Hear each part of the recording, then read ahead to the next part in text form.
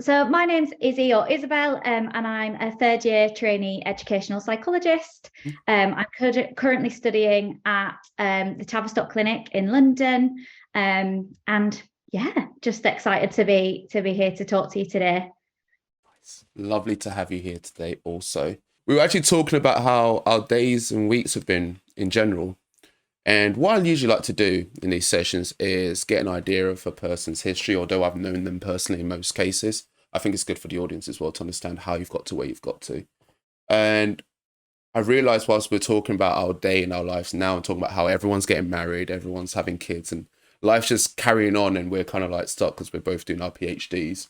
It would be interesting to know what life was like for you before we got to this point. But I'd love to tap into the Izzy that was in end of sixth form or college and how that Izzy became the Izzy who is you now and how you're now focused on becoming an educational psychologist, I believe. You're focused on, helping people out, helping people understand themselves. I just want to understand the motivation behind that and how that mindset was created, really. So yeah, no, of course. So I suppose at kind of like end of sixth form, so I'd done psychology at A level. So it was something that I was really interested in, and I kind of knew I wanted to do that at university. And I went to Nottingham Trent University, and it was brilliant because why I kind of was thinking of their psychology courses that you get the opportunity to specialize. After, I think it's during second and third year, you kind of second and third year, you get a choice to kind of specialize. So they had kind of like the psychology of education, forensic psychology. So although I kind of did the mainstream psychology degree, it's kind of got that additional factor. So I actually did that with forensic psychology, which everyone's a bit like, oh, and I'm really, really into like my crime dramas, really interested in stuff like that. But I think for me, there was like a bit of a turning point, I suppose, during the final year of uni. We got the opportunity to interview sex offenders. okay. And because I did study the psychology of sex offending, and we got to go to a prison. And it definitely made me think, I don't want to work in a prison setting. Just thought, not for me. I don't know, I just felt really vulnerable. And I think, and I don't think it it just made me think about that, I suppose, and like what life would be like if you were to be a forensic psychologist and what the average day would look like. But when we were having those conversations with sex offenders, it was just really interesting that we didn't kind of talk directly about the crime that they'd committed, but it was more thinking about what had led them to that point. So asking, I suppose, quite a similar question, but like how their life had kind of taken a different trajectory. And a lot of them spoke about how, they'd witnessed violence or trauma, from being in kind of military settings to losing friends and going through that process. And also having learning difficulties, and some that are potentially undiagnosed or not noticed or picked up on in school. It just really made me think about what would happen if intervention was done earlier. We had to do a lot of research and had to write like a 3-hour essay on kind of like interventions to support sex offenders. And actually, there's not a very big evidence base for that and for them to be effective. I suppose it gave me a view of early intervention and what that would look like. When I did my undergrad dissertation, it was kind of looking at rape myths and special educational needs, and how we teach students with special educational needs how to help them understand consent and what that looks like. So that was really interesting for me. And I also have a cousin who had a diagnosis of autism from a really early age, and kind of, I suppose, watching my family think of different ways to include him, to make sure that there's motivational activities, that he can develop things that he likes and enjoys, but also the barriers that come with that, and like access to specialist provisions, thinking about your rights as a parent, and how hard that can be at times. So I think that really, it kind of opened my eyes, I would say, and made me think about that. So yeah, a lot of different factors that had kind of motivated me to pursue this career. And to be honest, I do think that there needs to be more support for psychology careers. I think it's like, you finish uni and you come out and it's just a big wide world. And my friend told me about educational psychology career. And although you have like careers meetings at uni and stuff, I'm not sure how beneficial I find them, or I found it personally. Can't speak on behalf of everyone, but I think it's very much like you come out of uni and it can feel a bit like a rabbit in headlights and feel like, where do I go? What do I do? And you can go anywhere. I think that is the beauty of it. But also, I suppose, just recognizing that when you are fresh out of uni, that can also feel daunting.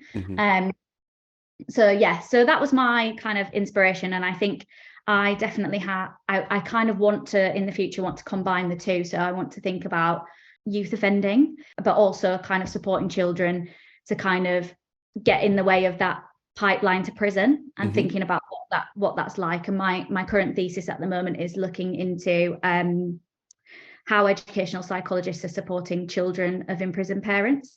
So if you have previously or had a parent in prison, what's the impact on children, and how can we support there?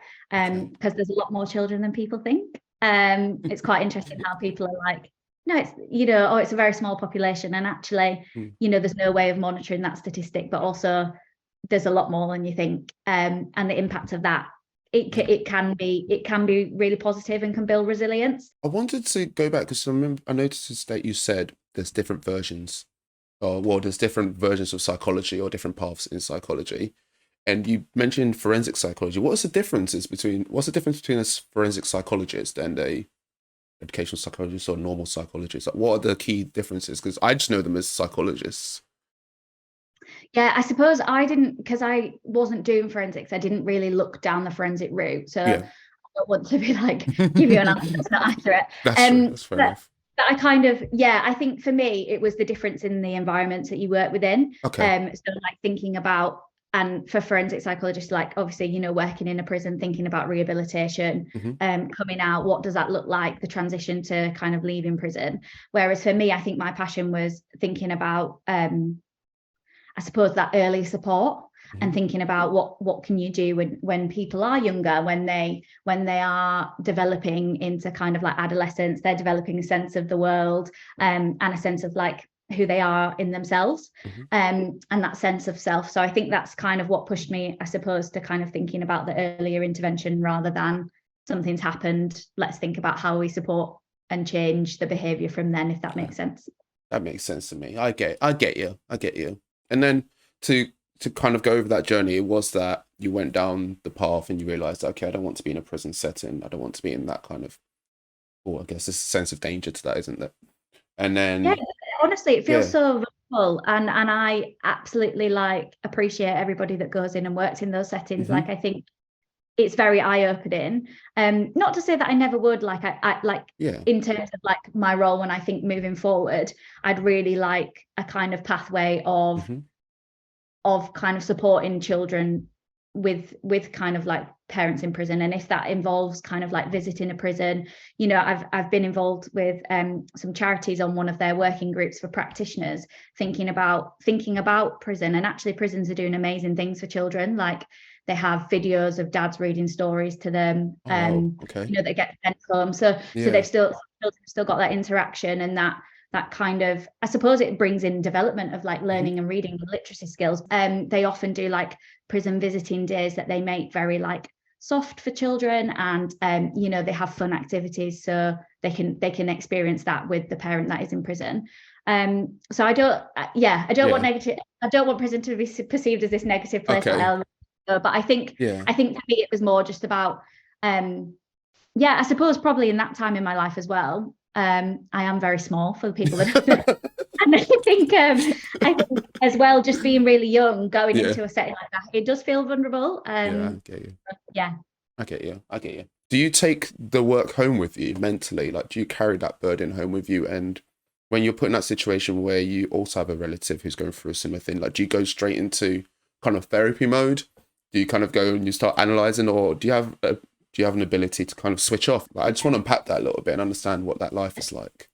Yeah. So I think what I would say, so I train on the Tavistock at the Tavistock, and the Tavistock course is known for being quite psychodynamic, so it's very psychoanalytical, thinking about the unconscious. So some of the assessments I use do think about the unconscious, and we're also taught to be really reflective in that we need to know about ourselves and what we're bringing.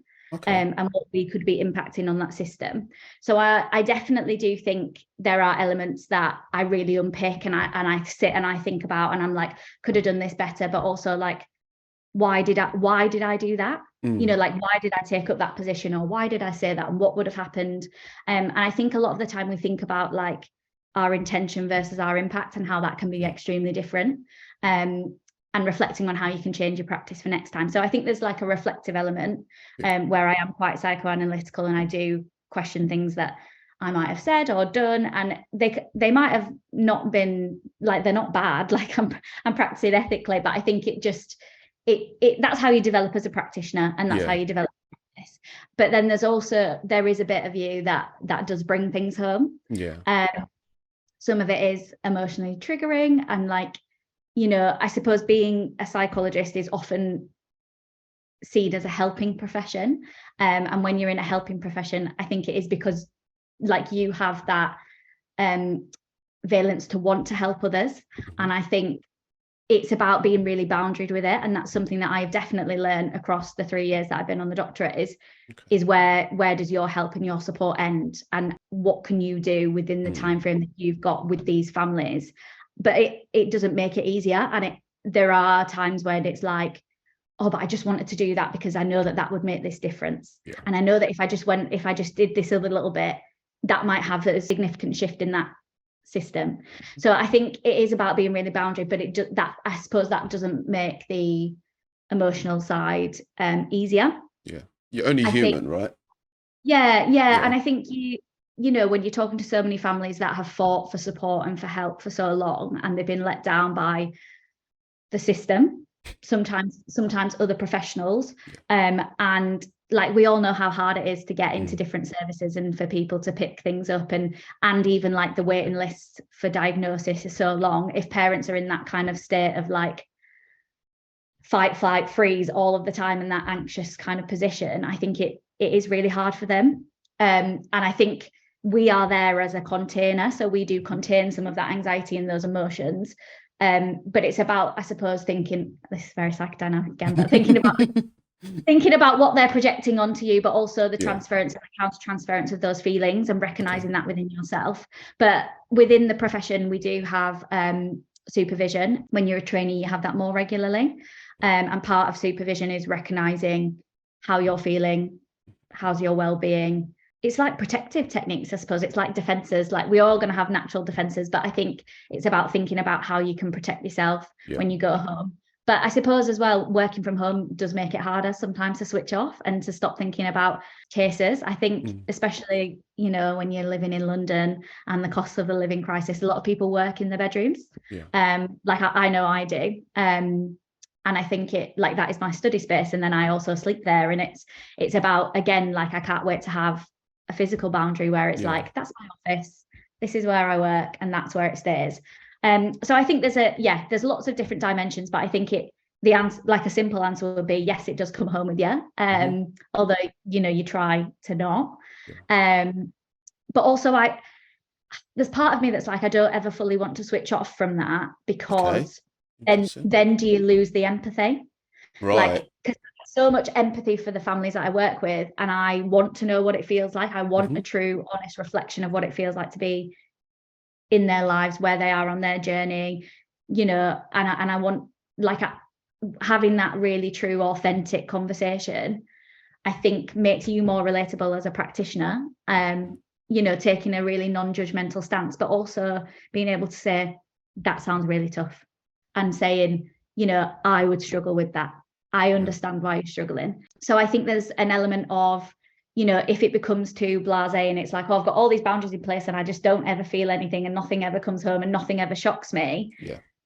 Like, you become desensitized to it. And that's not, I don't think I'm the type of person that would ever be like that, but I also don't want to make an active effort to not be like that. I get the feeling it's something that would be hard to not do, becoming desensitized. It's almost like your brain adapts, right? Your brain adapts to scenarios. When there's too much trauma, it starts like dull it down a little bit, and your pain threshold goes higher.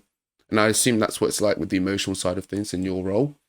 So I imagine it's quite difficult in the long time, let's say 10, 20 years down the line, it might be quite hard to still be in touch emotionally with some of the conversations you'll come across. Do you know anyone who's in that situation or who kind of deals with that? Or do you know of any tips in terms of how to keep your emotions in touch and still, be involved in that conversation without thinking, heard this before, this time last year, same thing? Like, how do you stay you, basically? Oh, it's a good question, hard to answer. Yeah. I think there probably are some people that like things don't shock them. Yeah. It can depend a lot on kind of, I suppose, the environment in which you work. Mm-hmm. I'm thinking of comparing like London boroughs and thinking about, Yeah. working with kind of like wealthier areas as opposed to kind of like areas that are in poverty. And I think Mm-hmm. I think it's about knowing your values as a practitioner. How do you want to Right. practice? What do you want to bring? What are your personal and professional values? Do they overlap? But Okay. also just reminding yourselves of them and like keeping it in check.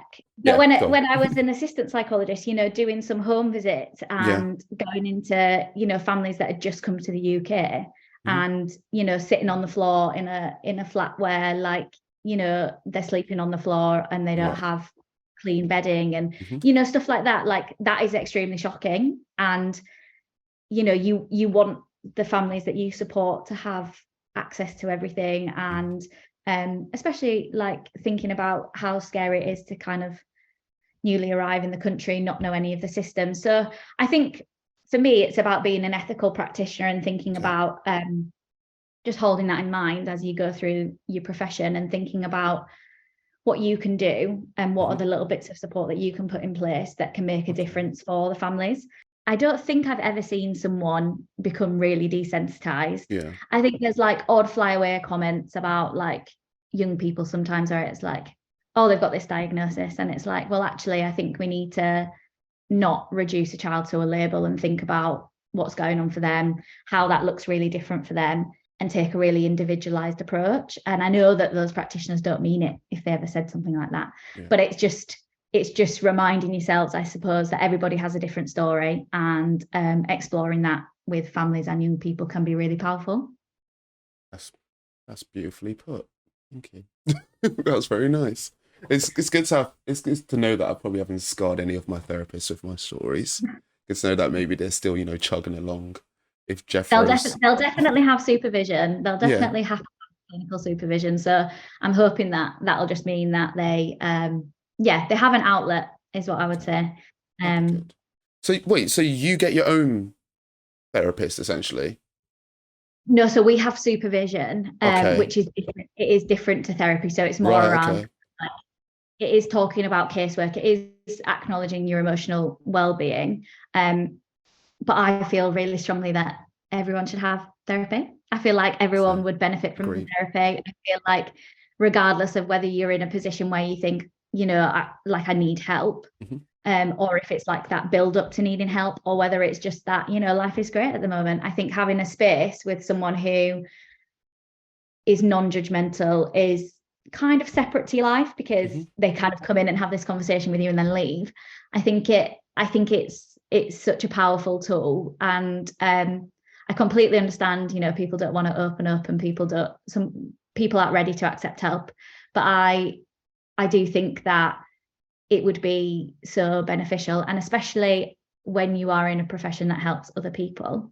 Like I said, it is important to know what you're bringing yourself, and like resolve traumas and conflict that you have in your body, because you never know, you could be projecting that onto other people, and having that awareness and that self-awareness, I think, is really important. So it's not something that we have offered to us.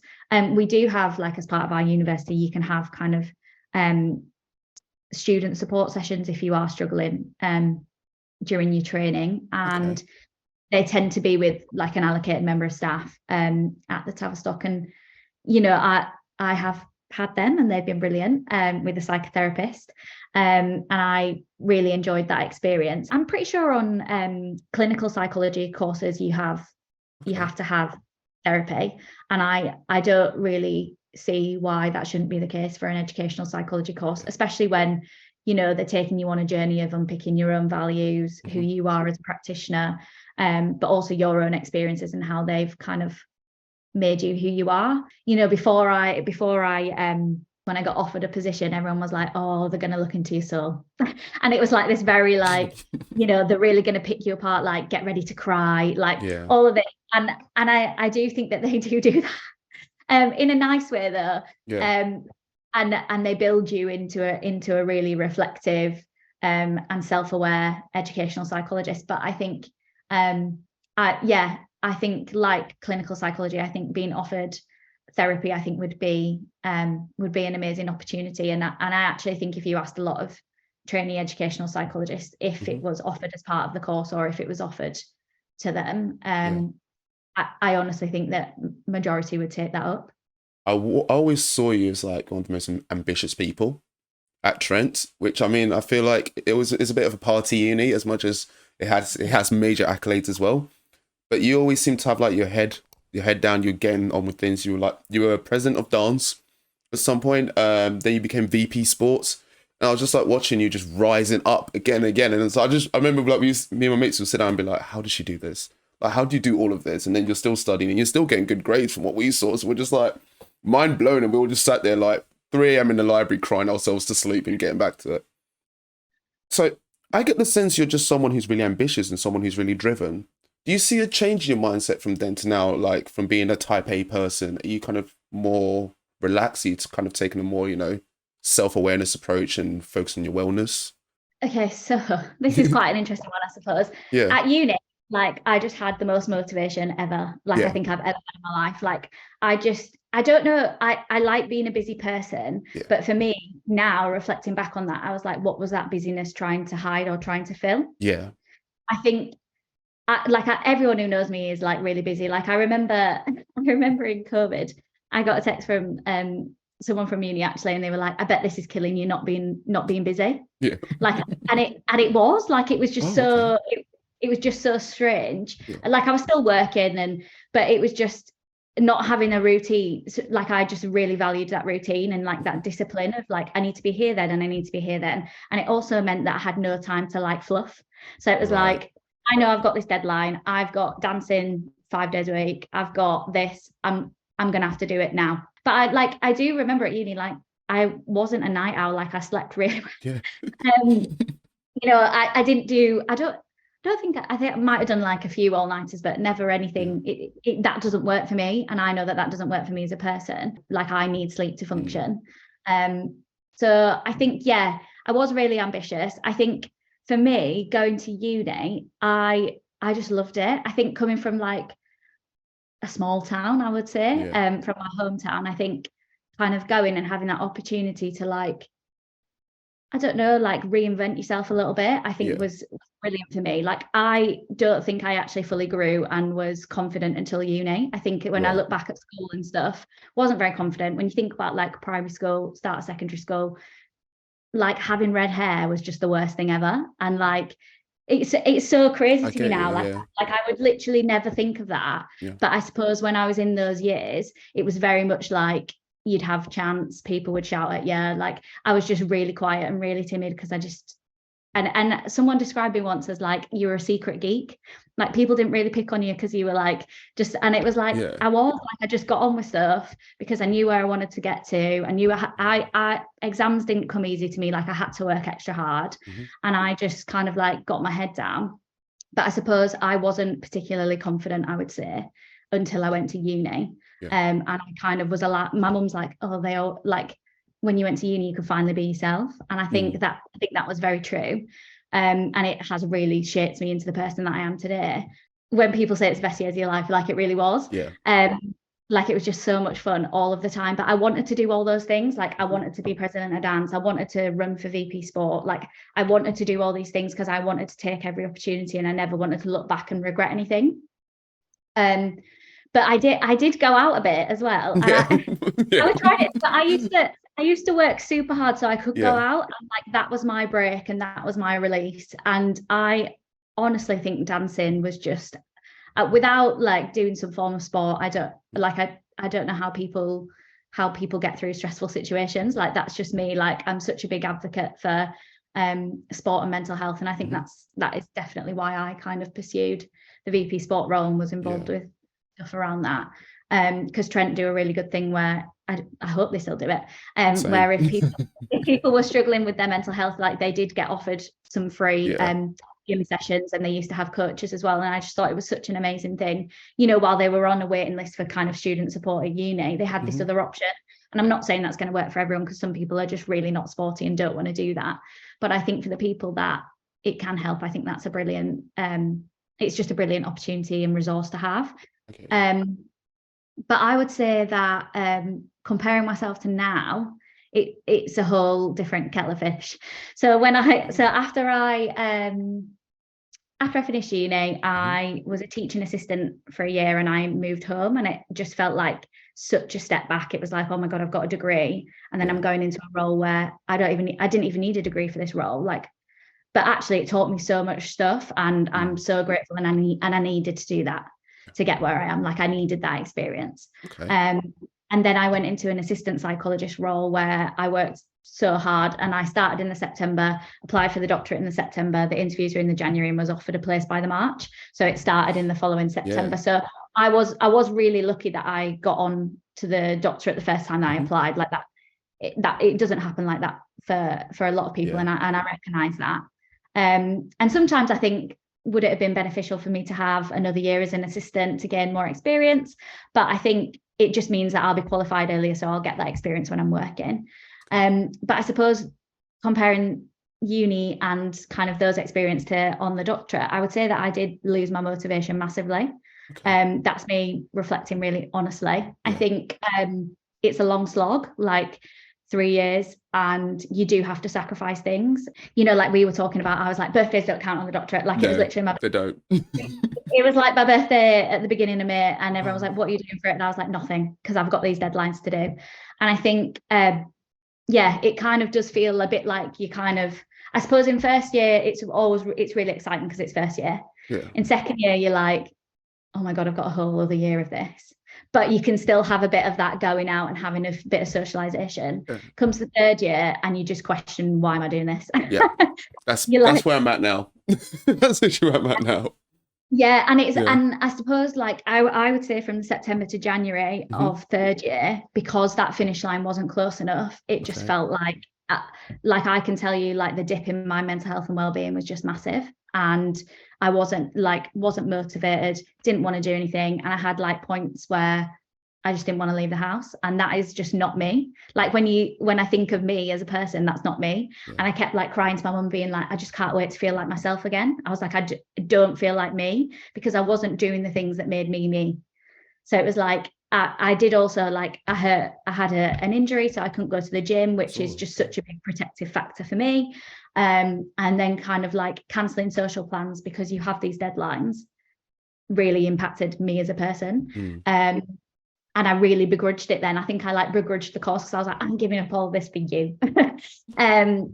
But I think it really changed me, and I wasn't motivated, and I wasn't like on my A game, I would say, for those months, and it was really difficult. Like, I can't explain how difficult it was, but I would say that now I've kind of come to the realization that, well, I always used to say it to myself, but I don't think I believed it, that like your course isn't everything.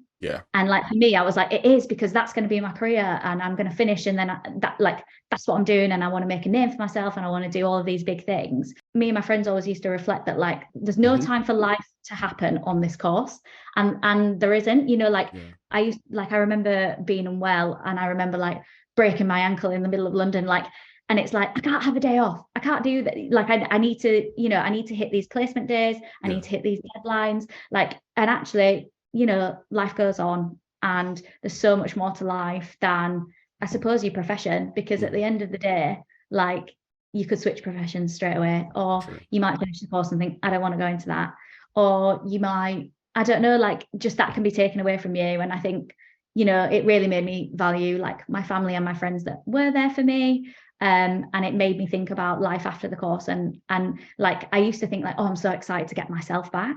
And I am, there are aspects of myself that until I finish my thesis and until these deadlines are in, like I won't be going out partying all the time. But it is important to like make sure that you have breaks. Like I was saying to you, going to my friend's wedding in Ibiza, like having a break is needed. And also it definitely helps with your productivity. But I think sometimes like it's just really hard to banish that feeling of feeling guilty, of like, I'm not spending every second doing something that's going towards this final piece that matters. Yeah. And I think that it's just so hard to banish that feeling of guilt. But I think it's about reminding yourself that life has to go on and life is still happening around you, even if you're not part of those like celebrations or if you're not meeting your friends, like life still goes on for everybody. So I suppose it's about like being there when you can, turning up for yourself, doing things like actually prioritizing things that you need to make you feel better. You know, if you need a lion, have a lion. If you need to go to the gym, take that hour, go to the gym. You know, and it is really hard because I am often in a position where I'm like, these things can't wait. And I always feel panicked and I'm like, these things can't wait, I have to do them.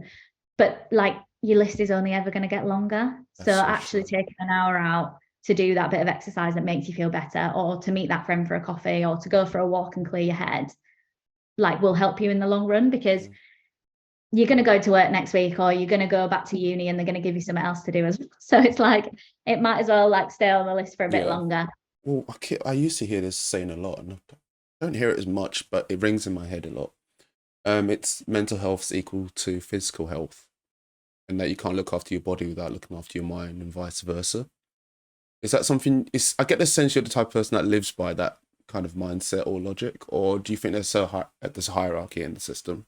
I wouldn't say like I am not like, I don't want people to think that I am the epitome of health. Like I'm really not. You're so active. I'm sorry, but your Instagram, you're literally doing CrossFit, you're dancing still. I'm just like, you've not, in my eyes, you've really not changed as much. Maybe like to you, you're not motivated, but to me, it's just like, you just found new ways to do more work. Oh, thank you. Yeah, probably. You know, it is probably true. Probably I do all the bits, but I definitely, like for me, I think for me that is true in terms of like, I can tell when I'm sleeping better, I can tell when I'm eating better, I can tell when I'm exercising, like I am happier, like that, like I can see that direct correlation. And I think that obviously I know that people, I suppose their well-being works in different ways, like maybe doing something creative works for other people, like, you know, making sure that they do like their mindfulness or something, like can have like very different impacts for different people. But I think, it's finding what works for you. But I do definitely feel like you need to look after yourself and you need to put yourself first. And I think that as I've got older, I have protected that more. Like, I think kind of like, I don't know, like people that aren't there for you anymore that you thought were going to be there for you for like your whole life. I think it's just about like, if I'm not getting the same effort from you, then I'm not putting that in anymore. And I think that's really protected me in some ways. But I think it's about knowing who's there for you, but also looking after yourself, but also like having the confidence to be like, I don't want to do that today, and that's okay. Did you think it's an individual? It depends on the individual, really. It's just this simple fact of do what makes you comfortable and happy, and that's where the well-being comes from. Well, find the things that protect your happiness and protect your well-being. I do I definitely think exercise is part of that. And it, you know, when you think about the biology behind it, like, you know, the release of like dopamine and endorphins, and, you know, there's so much scientific stuff that would be like, everyone should exercise all the time and it would be brilliant. But I think I recognize that some people don't find that enjoyable. But then I also think as well, which is really interesting, I heard someone say the other day, like, do you ever go to the gym, finish the session, and then think, I feel worse? No, I don't. And I don't think, I don't know if anybody, it'd be really interesting to know if anybody feels worse. Like, obviously you can feel achy and you can feel, but in terms I feel proud of myself. Mindset, your actual mindset, I wonder if that would make anyone feel worse, because I don't know anyone that would make that feel worse. But you keep mentioning protected things, essentially, like protected lifestyles, or like the gym was to protect. How do you categorize things? How do you like categorize something as protected? What's the value around it that makes it worth protecting? And I want to learn more about this system. Is this what you learned like through your journey so far, that there's certain things you should protect, or is this just something you've always done? I think people, like people do talk a lot in psychology about risk factors and protective factors. Yeah. Not so much anymore. Like I wouldn't say that. I wouldn't say it's like used all of the time. Okay. In formulations, because I think that there's other things that that you can talk about in kind of like a bit of a nicer way, I suppose. Like for example, like if I was a young person reading a report, I wouldn't want like, and then you're saying like, oh, all of these risk factors exist for this young person. I think that's quite triggering, and I think people need to think about if they were to put risk and resilience factors in a report. You know, like for me, I always think about young people, and because educational psychologists support from the age of 0 to 25, if that report follows them, you know, for a life, and I think that is a big pressure in terms of like, obviously, like things can change for them, and your report is no longer in date or valid in terms of like what their needs are at that moment in time and what their strengths are.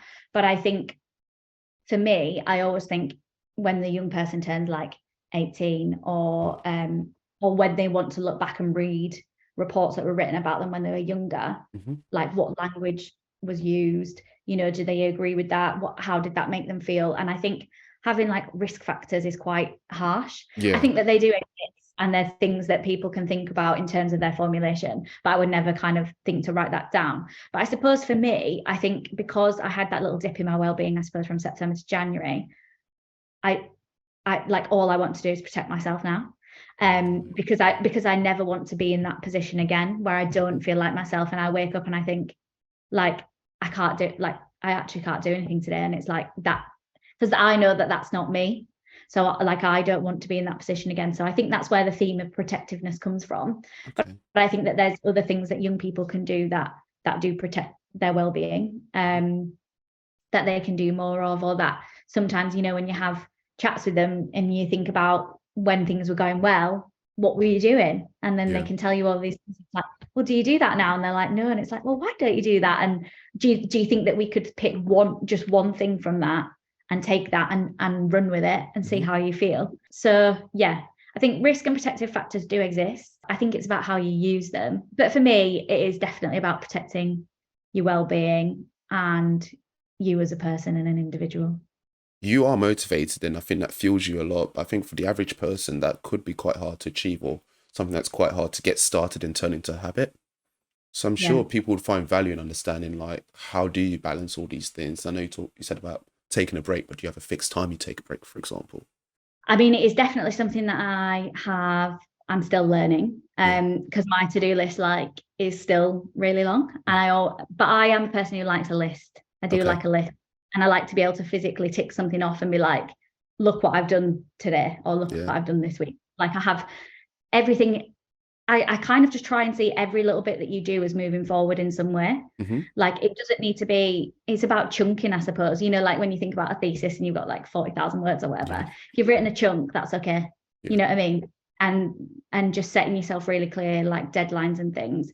I think there has to be flexibility in it, because I think things come up. A big thing that we talk about on the course in terms of educational psychology is wearing so many different hats. Like I have like 3 days on placement where I'm wearing the hat of a trainee educational psychologist, supporting young people, supporting staff, supporting parents. Then you have like a different hat, I suppose, that you wear in supervision, where you can bring in a bit of you and a bit of what's going on in placement or in uni. And then you've got another hat of being a student and like learning and uni, and this is my deadlines for uni. And then you've also got like your personal hat of like, what do I need to do for me? And I do think it's hard to balance. I don't want people to think like I've got this down to a T. If there was an answer, I could give it you. I think it's about finding what works for you as an individual. Like, when are you most productive? Are you most productive in the morning? Are you a night owl? Do you need to stay up and do that? But like also like, when am I going to protect time to sleep?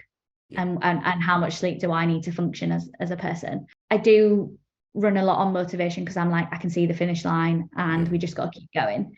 I think leaning on people that are going through the same thing, I think is a big thing, because it sounds really horrible, but I can get really ratty and I'm like, you don't get it because you're just not on this course. But actually, there are people that are going through it with you, and it's been such a great source of support, even if it's like just like the odd question like, where can I find this intervention, or has anyone got any ideas of how to approach this, like stuff like that. But also like the emotional side of like have a check-in with someone. This has happened. It feels really heavy today. Going to chat to people that are going through similar is brilliant, and offers kind of like that sense of peer support, and understanding and empathy that others might not be able to fully kind of comprehend.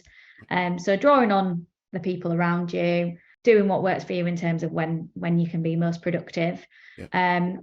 Thinking about the end goal, like sometimes it is too far, but thinking about the end goal. A lot of people do those like elephants, don't they, where they put different goals and they can like come in, and it becomes this like massive masterpiece. And I think that's brilliant.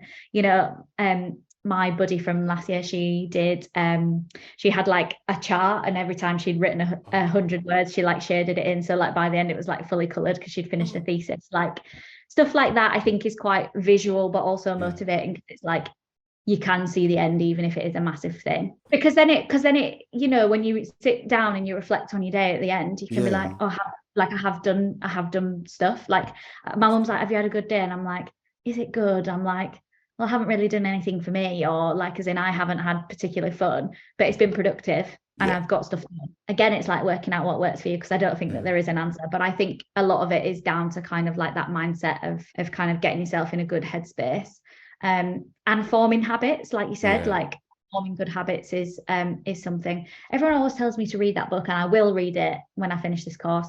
Is it like The Secret or something? And everyone's like, that like changed my life. The Atomic Habits book. So there is that one, but there's also one called like The Secret, and I've just heard like that. about it. Yeah, and it just about like how it changed their life after they've read it. Send me a link off this. Maybe I'll put it in the description for everyone to find. And it's not endorsed. I don't know if it's any good. Yeah, loads of people have said it is, so don't come for me if it's not. It's all Izzy's fault. I'm joking. I've heard really good things about it, but I also think it's really interesting to read it from like a psychological perspective as well, to see like what is it using to kind of instill that feeling of change and that feeling of motivation after you've read it. It'd be interesting. We've not talked much about Psyight, your brand, and I really wanted to dive into that, and I know you're a really busy lady, so I want to quickly talk about that. Yeah, no, thank you. I've really enjoyed kind of doing that, I suppose, on my journey. I think, to be honest, I think it does share how busy things get, because I haven't posted on there in a while.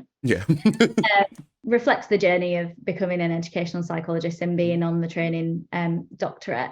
But it's been such a great platform to kind of network with other people, like other trainees from other unis, aspiring trainees, people that are assistant psychologists, people that I think I just had someone message me recently who's like just done the GCSE in psychology, and like, you know, people who really know straight away what they want to do, which I think is brilliant.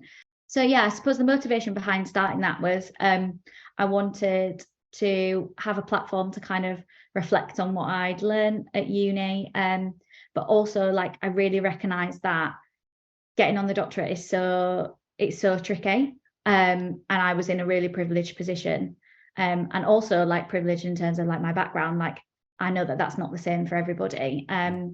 Coming from an assistant psychologist role, there's this thing of like, being an assistant psychologist is like the best thing ever, and it's going to get you on the course and everyone's going to, you know, and you're like the top.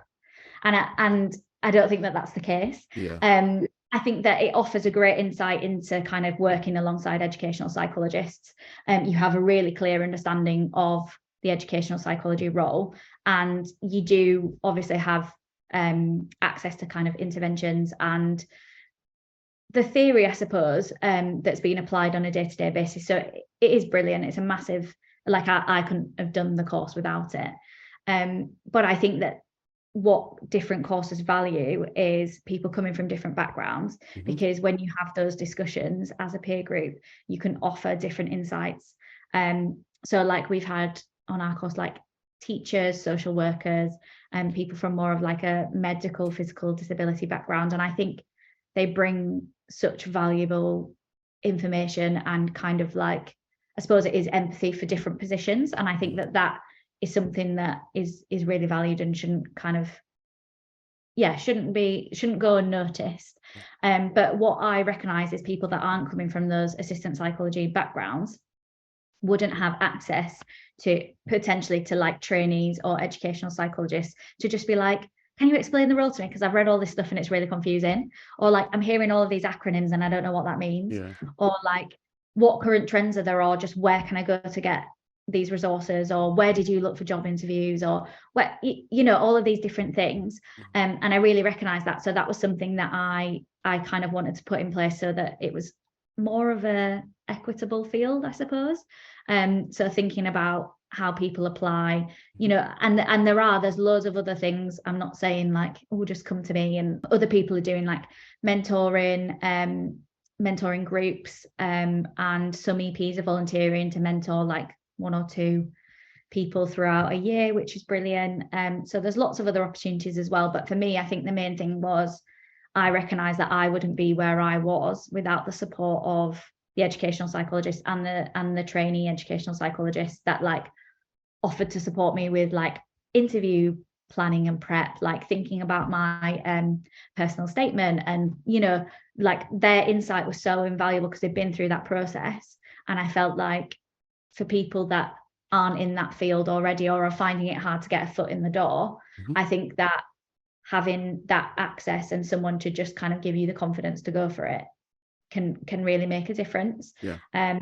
And I hope that is reflected on my psychology page, because people do really kindly send me feedback that I can post, and I've helped loads of people, and it's been really positive. And do you know what, it's just so nice to be able to connect with people that want to pursue a similar career, like just have a chat about the options that are out there, because again, like it can feel quite lonely when you're going through those kind of processes. So that's the kind of thought behind the Instagram. Taking a very devious route towards social media, one thing I'm seeing a lot on Instagram Reels, YouTube Shorts, and TikTok is a lot of people saying, you know, you've got ADHD if, or things a typical person with ADHD has. And they all, to me, I have dyslexia. I've been diagnosed with dyslexia, and I've also been diagnosed with anxiety with OCD tendencies. And I see that in myself. I also see that my mental health is unique to me because everyone's brain is wired differently, right?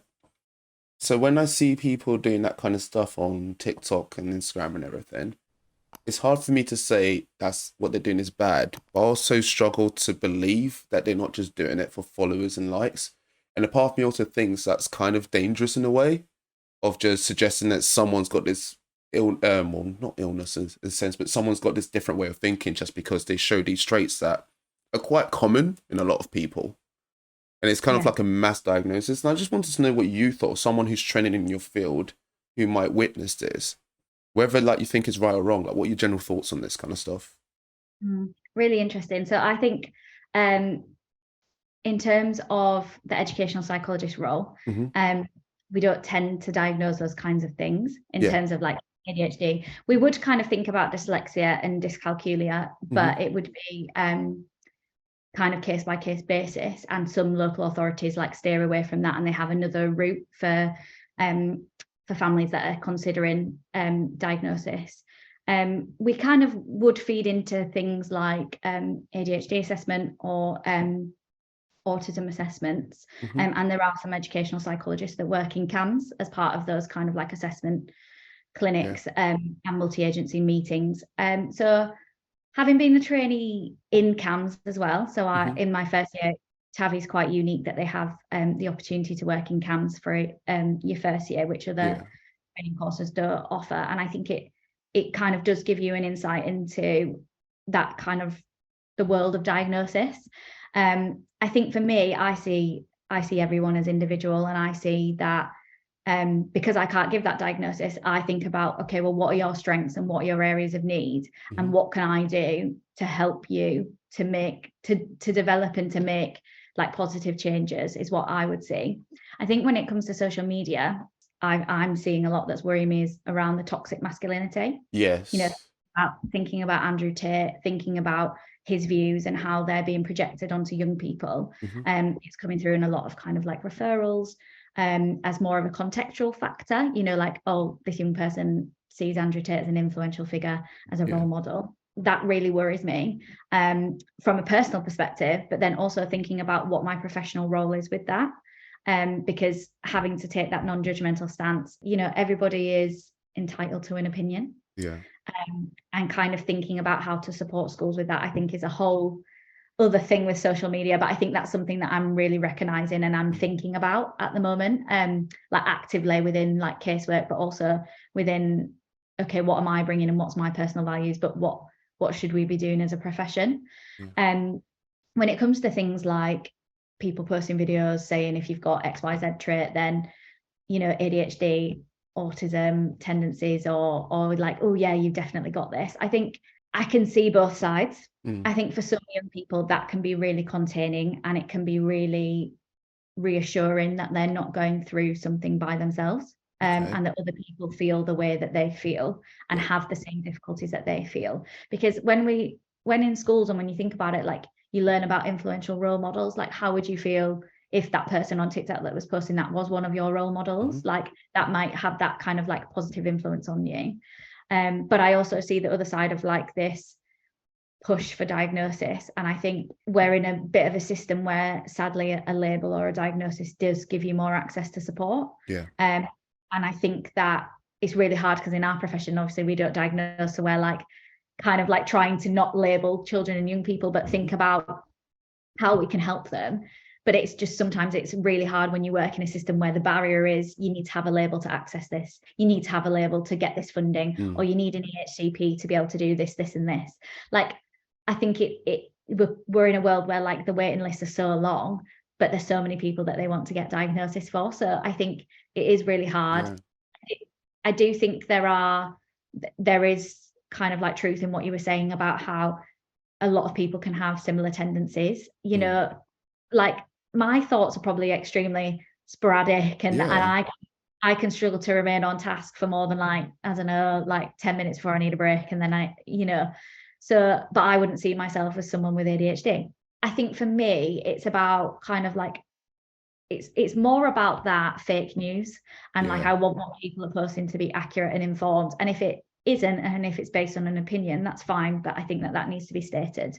Like this is my interpretation of ADHD, or this is my interpretation of autism, because I think for a lot of the young people that I work with, it is about developing a positive sense of identity for them as a young person with ADHD, with autism, with dyslexia. But what does that mean to them? And like that is such an individualized process. So often, like I recommend to schools that they do a project with a young person about that, the diagnosis that they've just been given, and like trying to make it really positive. But also like sometimes it is helpful to recognize that there are some struggles, but being able to kind of like externalize that and not see that within them, like I've got dyslexia, so I can't spell, I'm really bad. But thinking like, okay, I've got dyslexia, it makes things a little bit harder for me, but this is what I can do to overcome that. And I think that for me is more the route that I want to go down. But I think with social media, it can, like, we all know how powerful and influential it is. And sometimes if it is fake news, then it's hard. And I think as like for families and for parents, that they can't, realistically, you can't monitor what your children are doing 24/7. And even like, on games that parents think are safe, like Roblox, or like, there are ways of getting around things, and people can post are inappropriate on those sites as well. I see a place for it in some way, because I also see a lot of young people that are getting diagnosed, especially autism in girls, a lot later. And then them all of a sudden having like this real like highlight moment of like, oh my gosh, like this is what I've been feeling for so long, and it's such a relief. But there's some people that don't want diagnosis, and there's some people that I can understand why those videos would be really worrying. Like you could literally sit there and be like, oh my God, I could tick all of those. That means I've got this. That means I've got this. And I understand why that would be more worrying and anxiety provoking. So I think it's about thinking about, I suppose, what the professions can do. So what CAMS can do, what educational psychologists can do to support with, like, if you do get a label, you're not on your own. Let's develop this like positive narrative around the label that you've got. And I always ask a young person when I'm working with them, like, some schools are like, oh, I'm referring them for this. And I said, have you asked the family or the young person what their view of labels or a diagnosis is? Like, do they want this? And some people don't. And I've worked with kids that really don't want a diagnosis, and they've got one, and that's really upsetting. That's really hard. So I think it's about thinking more about I suppose, what individuals want, but then when it's on social media and it is on this big platform that is extremely influential, if we can't prevent it, it's about reacting to it and trying to think about what we can do that's going to help that individual person. Like I've had cases where young people have seen things on TikTok that are completely inaccurate, and that's really scared them about their diagnosis. And it's about going back, I suppose, to evidence bases and evidence-based practice, and thinking about what can we prove, what can we test, how do we know that's true, and thinking about what that means for the young person forward. I fear we live in a world where that, you know, someone being accredited to talk about something isn't as important as it used to be. And I think that's what's around my perception around TikTok and people. It's like, are you a psychologist? Are you a trained professional? Are you just doing this for likes, subscribes? And I guess you would never know. But I think what I would personally encourage people to do is try your best to look more into that information and like try and find like some actual empirical research around that information, not just TikTok told me this, because that's a dangerous path to leave. Like, we're all free. I do believe in like the freedom to say what's in your mind, but I believe with that freedom comes a responsibility of making clear that it's your opinion and not a fact, and that you have to make it clear that it's coming from, you know, your vision and not, and, you know, an objective point of view that no one else can argue or anything like that. In a sense, a lot of doctors are being devalued, a lot of young doctors. And you're going to be one of those people, from a mental well-being perspective especially. When you look around and you see stuff like social media, or you see like doctors striking, you kind of see what life could be like for you down the line, in a sense. Does it diminish any hopes for you? Do you have an understanding of where your path is and how you'll be able to mitigate a lot of these problems? So I think working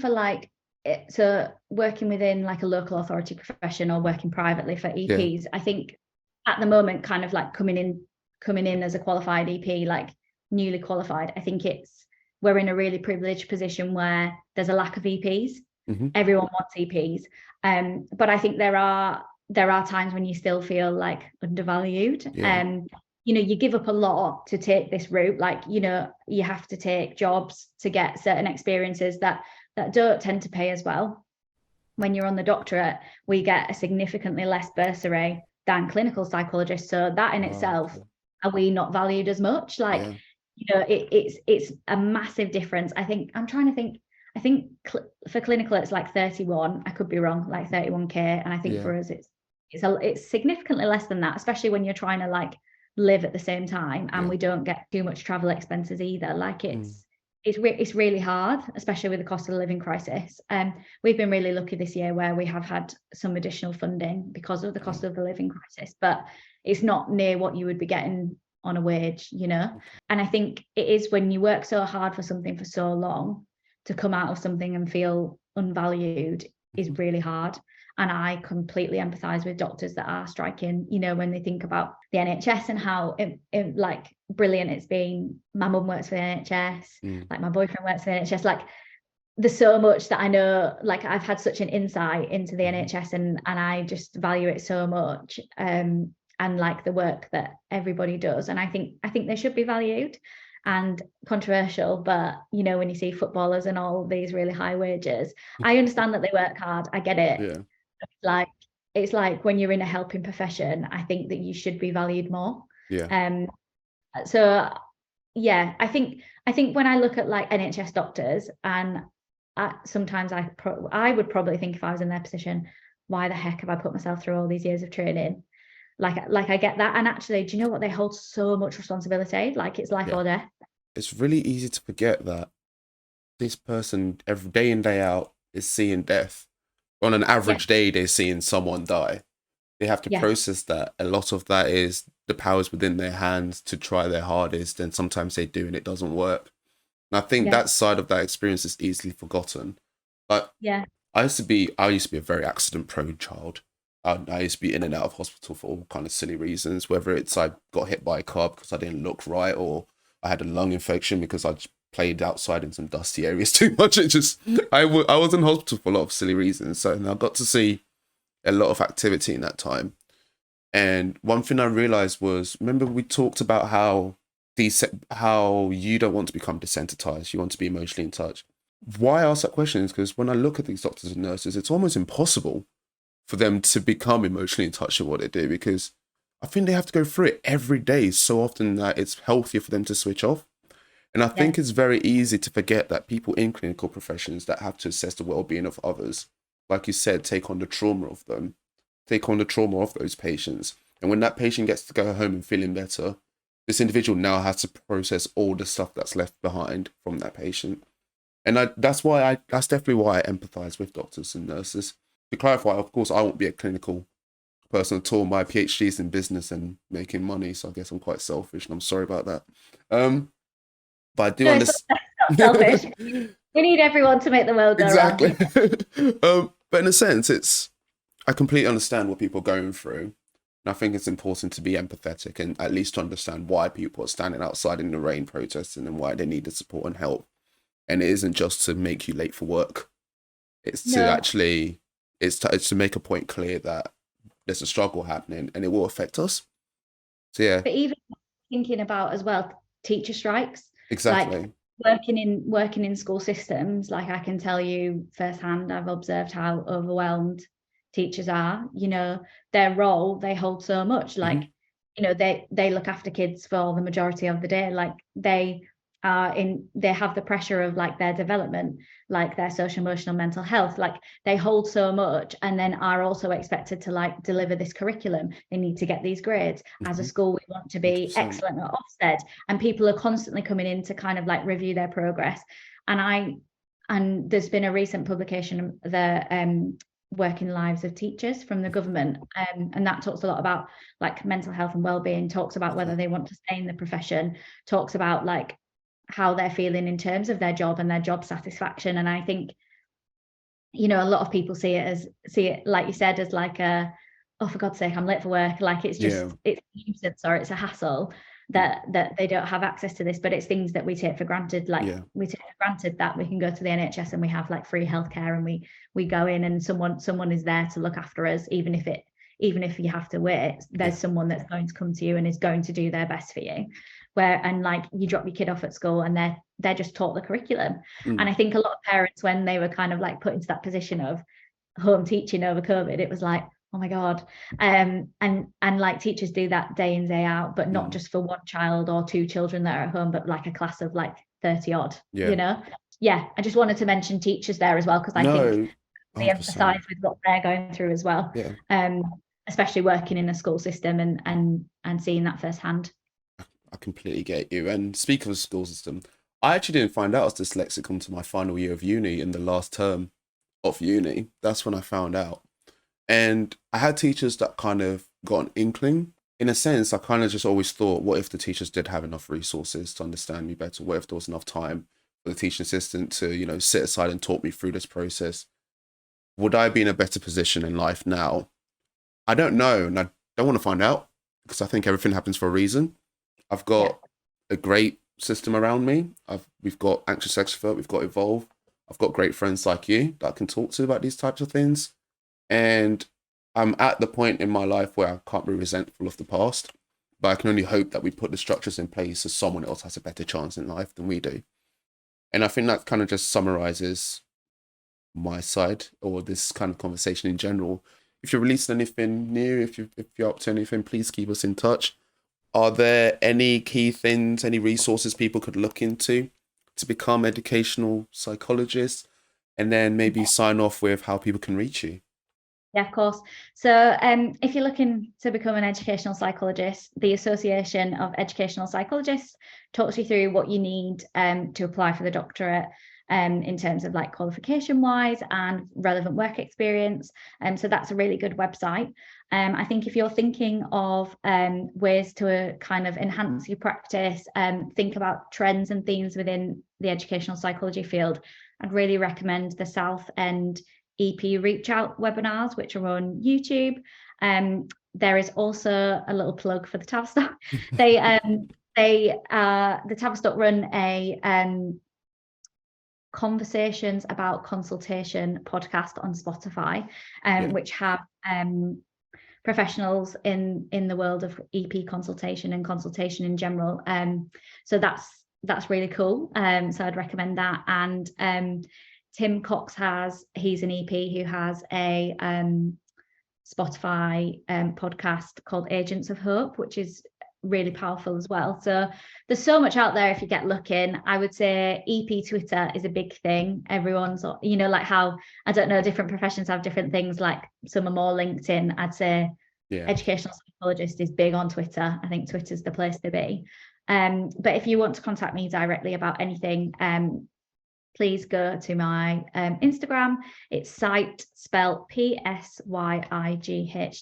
But I also do have Twitter, and my username is Psyight as well. So, you can catch me on either of them, or you can drop me an email directly. I'm sure we'll be able to put it in a box. I'll put it somewhere. It's either on the page or in the description. You'll find it.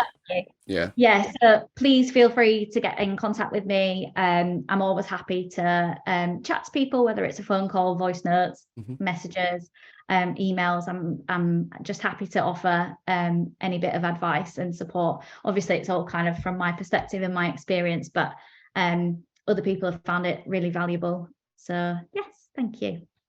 Amazing. Thank you so much, Izzy. Say bye to all our anxious extrovert and especially our evolved family. Have a great day, everyone. Enjoy yourself. See you soon. Bye.